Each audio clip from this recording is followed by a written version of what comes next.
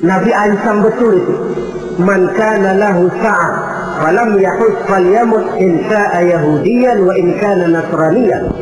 Apabila orang sudah memiliki kemampuan untuk berhaji tidak dia laksanakan, dia boleh pilih mau mati secara Nasrani atau Yahudi.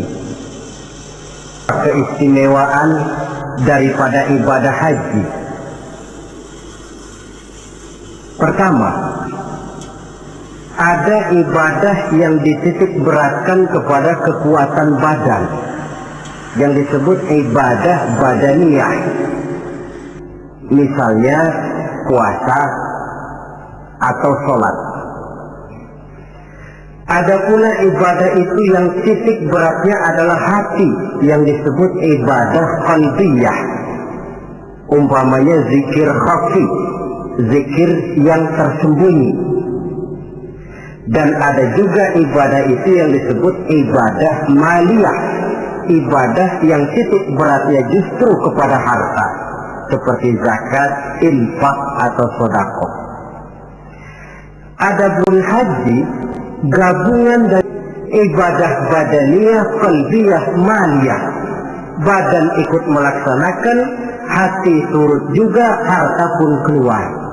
Bahkan kurang salah satu daripadanya, jelas tidak akan bisa terlaksana ibadah ini. Yang kedua, ia hanya bisa dikerjakan pada waktu tertentu dan di tempat yang tertentu juga.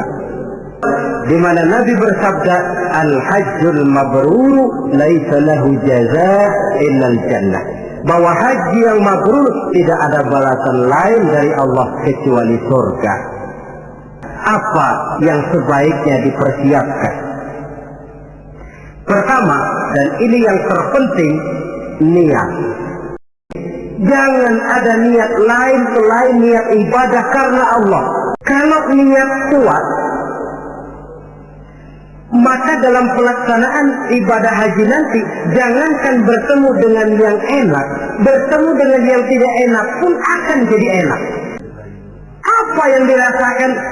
Kebahagiaan batin karena niat kuat lantaran bisa menjawab panggilan Allah. Kalau hati bahagia, batin bahagia, penderitaan badan tidak terasa. Ibu kita dikala melahirkan kita, pilihan cuma dua.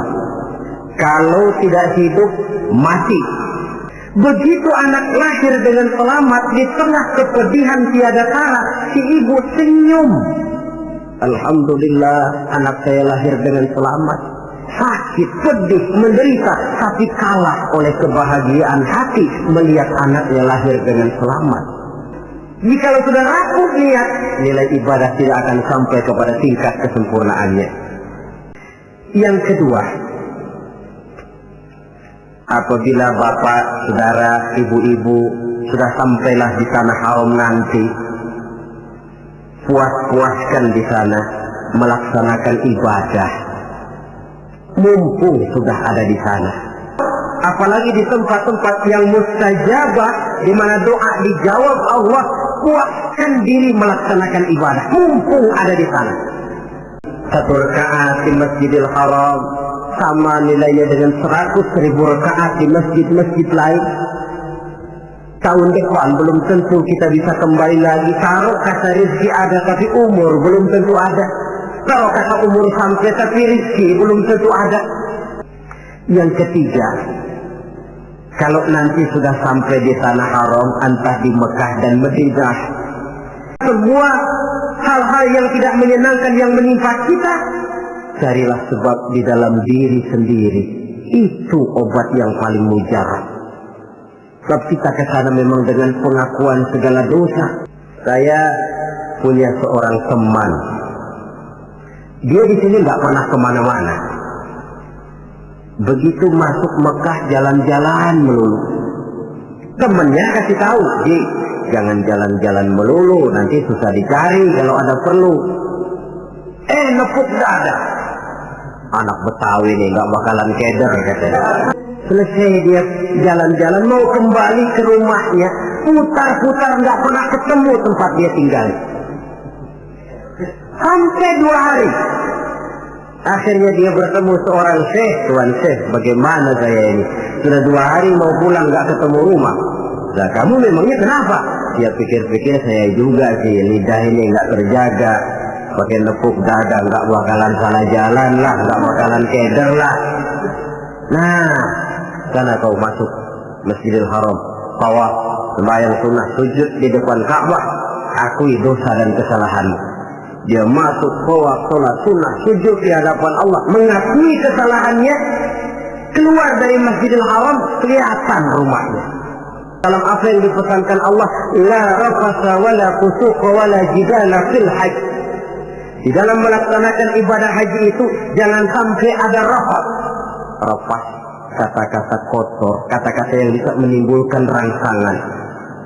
Fusuq, kata-kata yang keji, atau kata-kata yang sifatnya menyesat. Yang keempat, kalau sudah berkumpul kita dengan jutaan umat Islam di Mekah, di Madinah, tidak usah usil dengan amalan orang lain. Kenapa? Akan macam-macam tingkah orang yang sholat itu. Kembalikan saja kepada ajaran Allah, lana a'maluna walakum a'malukum. Kami akan mengerjakan amalan yang kami yakini benarnya. Tuhan pun persilakan mengamalkan amalan yang Tuhan yakini benarnya. Yang kelima, harus bawa sabar yang sebanyak-banyaknya. Sabar yang tidak ada batasnya. Banyak kasus terjadi karena kurangnya kesabaran. Sabar yang dijelaskan dalam Al-Quran ialah allazina idza asabathum musibah qalu inna lillahi wa inna ilaihi raji'un. Orang yang sabar ialah orang yang apabila terkena suatu musibah kembali kepada prinsip dasar inna lillahi wa inna ilaihi raji'un. Kami berasal dari Allah dan kami akan kembali kepada Allah. Kemudian kesan-kesan yang kita dapatkan dari pelaksanaan ibadah haji, saudara. Pertama, kita akan melihat langsung sumber tempat timbulnya agama. Melihat tempat di mana Rasulullah dilahirkan. Melihat tempat di mana wahyu pertama kali diturunkan. Melihat tempat medan terjadinya perang Badar, perang Uhud.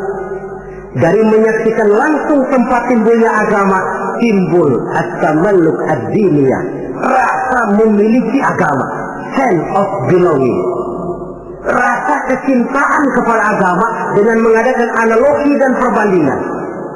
Ya Allah, para sahabat dulu karena iman yang dijaga, karena agama yang dibela, mereka hijrah dari Makkah ke Madinah 450 kilo lebih, menempuh perjalanan gurun pasir yang gersang dan tandus.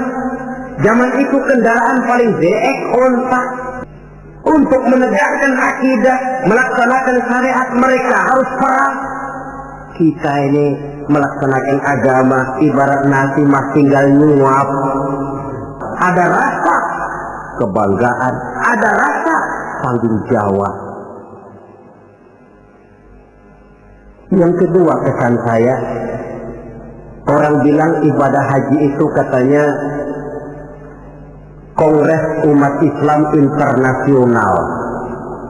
Kita sudah melihat Islam dalam skala yang makro, dalam bentuk nuansa pandangan yang luas. Apa artinya ini?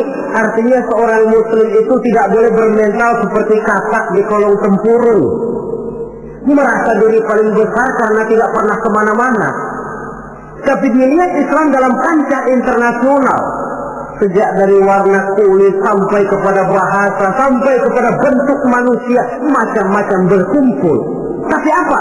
Dibungkus dengan pakaian yang sama, membaca bacaan yang sama, melaksanakan ibadah yang sama, menyembah Allah Tuhan yang sama, membaca bacaan yang sama. Dari sekian persamaan timbul ikatan spiritual bahwa muslim bersaudara, bahwa Islam ini luas. Nuansa pandangan yang luas. Yang ketiga, kesadaran hidup. Dari mana ini dimulai? Dari pertanyaan dikala kita merenung di padang Arafat yang terhampar luas membentang, sejauh mata memandang cuma tenda-tenda putih dua yang nampak. Dari mana kita datang? Di mana kita sekarang? Mau kemana kita akan pulang? Dikala itu air mata berurai membasahi pipi tanpa terasa. Inilah barangkali taman miliknya padang mahsyar di akhirat nanti, di mana kita melepaskan semua status sosial. Dikala itu jenderal tidak akan dipanggil jenderalnya. Oleh karena itu tidak lain tentunya kita ikut mendoakan, mudah-mudahan saudara-saudara kita yang tahun ini melaksanakan ibadah haji, semoga mereka selamat pulang perginya, kembali ke tengah-tengah keluarganya dengan membawa haji yang mabrur. Apa yang haji mabrur itu? Ukuran hakikat haji mabrur itu wallahu a'lam, Allah saja yang maha tahu. Dan kita pun yang tahun ini belum beroleh panggilan, mudah-mudahan tahun depan atau tahun-tahun berikutnya dipanggil Allah, supaya kita juga bisa merasakan nikmatnya ibadah di Masjidil Haram, di Masjidil Nabawi, dan di tempat-tempat yang mustajabah lainnya.